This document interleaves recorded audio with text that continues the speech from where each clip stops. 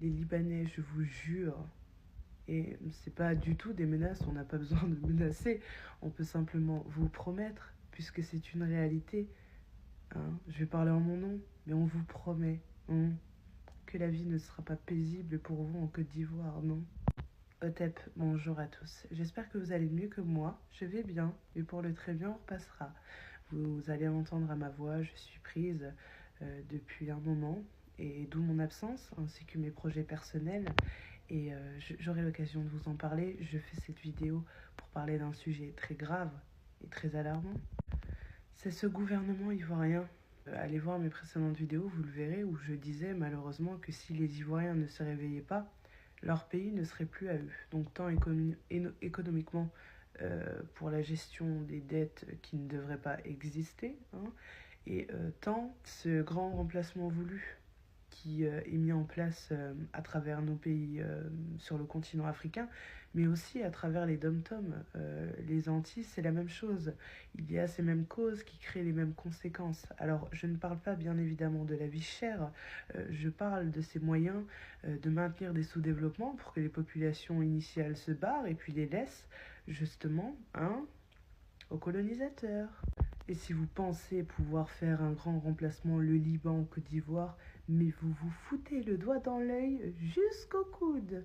Pourquoi vous allez dans un pays alors que vous êtes les plus grands racistes connus, les plus grands fâchelards? Vous allez là où les gens, vous les aimez pas, mais vous voulez bien de leur terre, hein? Vous voulez bien de leur économie. Respect et force et honneur aux Ivoiriens. Vous tenez la situation entre les mains et vous la gérez très très bien. Et c'est ce qui m'a fait plaisir et c'est ce qui m'a vraiment réconforté lors du mois où j'ai pris du recul pour me reposer et me ressourcer. Mais de voir que vous faites ce qu'il faut, vous nous rendez fiers et dignes. Merci.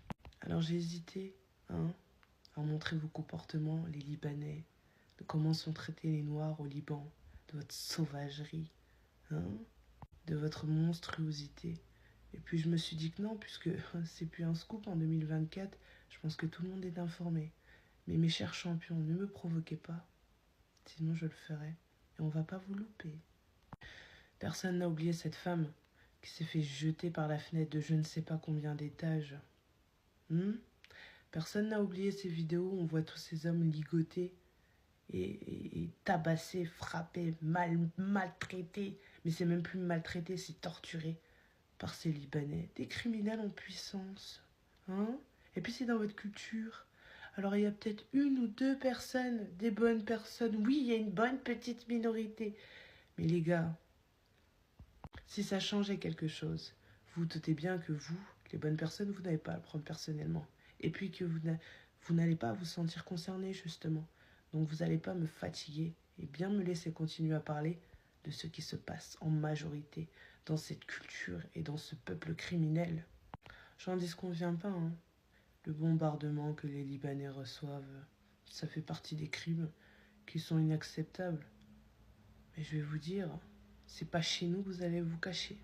Il y a toute l'Europe qui vous tend les bras. Il y a tout le Maghreb. Allez au Maghreb. Allez en Arabie Saoudite. Allez en Europe. Allez en Occident. Dégagez de l'Afrique. Pourquoi vous allez chez des gens que vous n'aimez pas et que vous ne respectez pas? En tout cas, les Ivoiriens, force et honneur, continuez. Car ils veulent voler votre pays. Et puis le boycott, ça fait partie d'une des solutions et une des premières actions à mettre en place. La charité bien ordonnée commence par soi-même. Et les Ivoiriens et toute l'Afrique, pour le moment subsaharienne, n'a pas du tout une once d'énergie pour vous. Ni pardon, ni oubli. C'est tout. Elle est partie au Liban, elle travaillait là-bas jusqu'à sa mère est décédée après elle ici. Elle a tout fait, ils n'ont pas donné papier pour qu'elle puisse revenir. Et puis elle est venue en 2014. Mais mon vieux, il parle de la manière elle est venue là. Elle est venue, elle n'a même pas fait bon 3 mois après elle est décédée. Elle est venue gravement malade. Son corps était en fleuve-fleuve. On n'a rien compris d'affaire maladie là même. Mais quand elle est venue là, elle m'a dit que non, quand à ce moment que sa mère était décédée, qu'elle a tout fait, on la donne ses papiers pour qu'elle puisse venir. Et puis je prends un témoin, elle est décédée aujourd'hui. Elle est venue là, 5 francs, on n'a pas eu dans sa main. 5 francs, quelqu'un qui est parti depuis 2009. Et puis elle est venue en 2014, et puis elle est venue gravement malade. Elle est venue, c'est ici encore, on était obligé de faire des efforts pour pouvoir l'amener à l'hôpital. Si on s'est fait mais c'était trop tard. Malheureusement, elle est décédée. Donc, c'est les trucs là, aujourd'hui là, ça dit, c'est qu'on ne peut pas se permettre chez nous, c'est ce qu'on fait chez eux là-bas. Donc, franchement, moi, je suis totalement d'accord avec ces projets de syndicats là. Et puis, moi, peu importe la manière que c'est vraiment, je suis prêt pour être aussi des enfants. C'était ma petite participation. Merci bien. Merci. Qui es-tu le papa?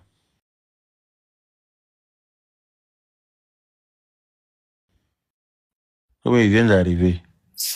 Oui, non, je suis là il y a longtemps, Yaka. Bonsoir la famille. Bonsoir.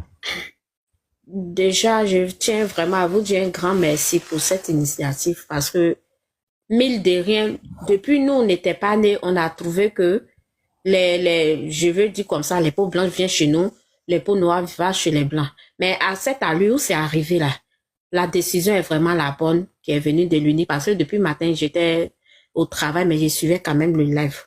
Nous qui avons passé dans les pays Maghreb pour venir ici, il n'y a rien qui nous étonne des comportements des Libanais. Et laissez-moi aussi vous dire qu'il y a des gens qui ne sont pas forcément Libanais, qui sont les Libyens, qui sont les Tunisiens, qui sont en Côte d'Ivoire aujourd'hui, mais qui se fait passer pour les Libanais aussi.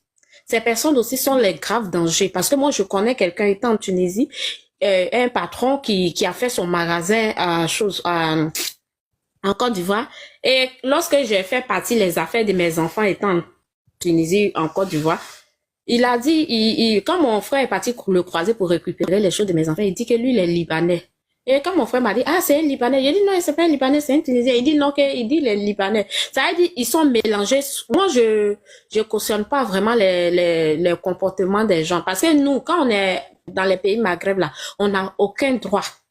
Nos droits, là, on se contente du peu qu'ils nous donnent. On est payé à 100, 110 000, 100 000 souvent. Mais notre travail, là, c'est le travail qu'on fait pour eux, c'est pas travail, tu n'es pas garanti. Même si tu es blessé là-bas, tu es mort, tu gardes, c'est ton problème. Si tu n'as pas pris soin de toi, que tu as eu une grave maladie, en tout cas, c'est ton problème. Donc, ces personnes peuvent pas être aujourd'hui dans notre pays. Et puis, ils vont avoir accès à toutes les choses. Moi, c'est que je verrais que notre gouvernement, ou bien quand vous allez monter cette initiative-là, ce que vous allez souligner là, les Libanais là, en tout cas, ceux les Arabes qui vont venir dans nos pays, là, quand ils viennent là-bas, ils n'ont pas droit d'avoir maison à eux-mêmes. C'est quelque chose nous ne peut pas faire chez eux. Ils n'ont pas droit à nos cartes de séjour. C'est quelque chose on peut jamais avoir chez eux. Ils n'ont pas droit à avoir, en tout cas, quand nos frères s'en vont travailler, s'ils ont leurs projets, ils viennent avec l'argent qu'ils ont financé.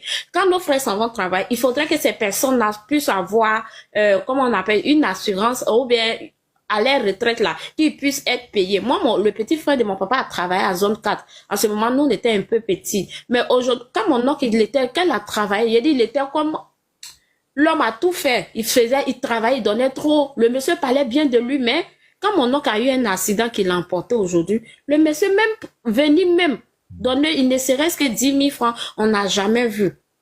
Tu vois? Donc, il y a des choses que, franchement, on doit mettre point sur les i parce que ces personnes-là, c'est pas du rancune, mais arrivé à un moment, comme l'Internet nous permet aujourd'hui de donner plusieurs idées à nos chefs d'État, c'est parce que l'avenir nous appartient, comme tu l'as dit tout à l'heure. On doit se lever pour dire non, il faut que ça s'arrête. Parce que tout ce qui se passe aujourd'hui, que ça soit en Tunisie, que ça soit au Liban, que ça soit en Libye, où je te parle, j'ai ma petite soeur, elle devait dans Bozali, on la bras là. Ils sont partis la mettre, où je te parle actuellement, elle est en Libye. Mais elles sont en prison, on a payé 8, je n'ai pas dit, on dit. Elle en Libye là-bas actuellement, on a payé 1 million. Ils l'ont libérée, mais comment elle va faire pour venir? Avant-hier, même j'ai encore le message ici, à 3h du matin, elle m'a appelé pour dire, ah, grand, il faut prier pour nous. Il y a les gens qui sont venus nous chercher. Il dit, mais à 3h du matin, ils sont venus vous chercher comment? Elle a commencé à pleurer. Ça là, jusqu'à Dieu merci. Après, quand je suis restée au téléphone, elle m'a appelé, en train de prier jusqu'à 5h30, étant en France ici. À 5h30. Et puis elle m'a dit, ah, ils ont ramené 6 personnes qu'ils ont frappé. En tout cas, tellement on les a frappés là, c'est Dieu ceux qui connaît. Donc, il y a des choses que nos parents vivent, même actuellement, dans les pays Maghreb, là. Il doit pas, tout ça, il doit pas ignorer. C'est que les gens, on peut pas rentrer dans tous les détails. Moi, je connais une tante qui est partie au Liban. Elle a fait un enfant, puis elle est partie. Mais quand elle est partie là-bas, moi, je sais pas, mais ils nous ont pas dit, mais moi, c'est que ma maman m'a dit, parce que quand les tantes, là, expliquent les problèmes, les mamans viennent nous raconter quand on va au champ. Ma maman dit que quand elle est partie là-bas, là, on dirait qu'elle a eu quelques affinités avec son boss. Donc, comme elle était enceinte, ils ont enlevé truc là, truc qui était dans son ventre. Quand ils ont enlevé là, ils ont enlevé ce qui fait, puis on porte l'autre enfant là, ils ont enlevé tout. Donc, aujourd'hui, elle est revenue au pays là. Elle peut plus rien faire. Elle peut pas faire autre enfant. Mais Dieu merci, elle au moins, elle est bien portante. Elle est revenue au pays, mais elle n'a plus le droit d'avoir enfant. Donc, c'est les gens qui sont tellement méchants, ils sont sans cœur, que même si aujourd'hui, nous, ceux qui sont restés à nous, qui essaient de parler comme nous, qui mangent ce que nous on mange, je pense que ces personnes n'ont plus le cœur de faire du mal. Mais comme il s'agissait de leur pays, certaines personnes se sont levées, mais comme ils ont vu qu'on ne s'est pas tué là, c'est pour ça qu'ils sont rentrés dans leur couloir. Sinon là, ils voulaient forcément monter sur nos têtes pour dire que c'est eux qui gouvernent encore ici. Mais tellement on s'est levé pour dire non, ça là, il faut que ça s'arrête là. Ces personnes-là, aujourd'hui, ils sont rentrés en casier. Sinon, la son de ces têtes, il est à tous les avec l'autre petit fille, là. C'est qu'on les avait envoyés pour venir dire, là. C'est ça, ils sont venus dire. Mais on les a pas laissé, chose. Ok, je vais donner le numéro de ma soeur. Donc, aujourd'hui, franchement, je suis encore en prière pour ma petite soeur. Il faut que Dieu aide nos soeurs. Même qui sont au Koweït, partout dans le monde. C'est la souffrance totale. Tu as travaillé de 7 h du matin jusqu'à 23 h. Si tu manges nourriture qu'ils préparent aujourd'hui, là, toi, tu n'as pas le droit à manger. C'est ce qu'ils ont préparé depuis. Quand ils vont te dire, tu peux prendre ça pour manger. Si tu ne peux pas manger, il faut jeter. Même les chats n'ont pas le droit parce que les Arabes n'aiment pas trop chiens, mais ils aiment chat. Les chats ne peuvent pas manger. Ils disent, si tu ne peux pas manger, il faut jeter. Donc, c'est les choses que on vit vraiment, que les gens ils nous écoutent, qu'ils nous aident. Et puis, ce que je voulais dire aussi, je vois mes autres frères africains, je vais dire en gros. C'est pas forcément le combat, vous êtes là fait là, c'est pas que pour les Ivoiriens. Mes frères, je me permets à dire certains noms des pays, Camerounais, il y a plusieurs pays. Aujourd'hui, les frères camerounais devaient se rejoindre à nous pour faire ce combat parce que la peau noire qui est là-bas, là, on parle de la peau noire. Nous, on dit pas forcément 100% ivoirien parce que les gens prennent les passeports, les Guinéens, les Maliens prennent les passeports ivoiriens. Mais de vrai, ce ne sont pas les Ivoiriens. C'est les gens qui viennent chercher un avenir mieux, raison pour laquelle ils se sont levés pour aller là-bas. Ils n'ont pas mal fait, mais s'il y a un combat tel que les Ivoiriens se sont levés par rapport à la situation des Libanais, là, il faudrait que tous les autres Africains se joignent à nous pour faire ce combat. En tout cas, je suis de tout cœur avec vous. Si c'est l'heure, s'il y a des participations à faire, je suis toujours sur TikTok, je suis abonné à toi, je suis aussi abonné à l'Unique. Je vais toujours donner ce que je peux parce que moi, je viens à peine d'arriver en France, je n'ai pas grand chose, mais ce que je peux là, je vais le faire. Merci.